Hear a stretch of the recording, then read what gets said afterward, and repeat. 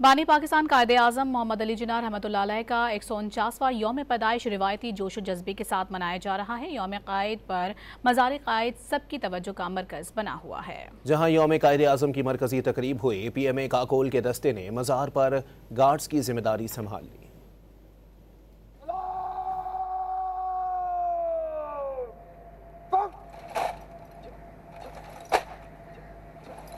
कराची में मज़ार काइद पर गार्ड्स की तब्दीली की पुरवकार तकरीब मुनक्किद की गई। मेजर जनरल इफ्तिखार हुसैन चौधरी हिलाल इम्तियाज तकरीब के मेहमान खसूसी थे। इस मौके पर पाकिस्तान मिलिट्री एकेडमी काकूल के कैडेट्स ने मज़ार पर गार्ड्स की जिम्मेदारियां संभाली।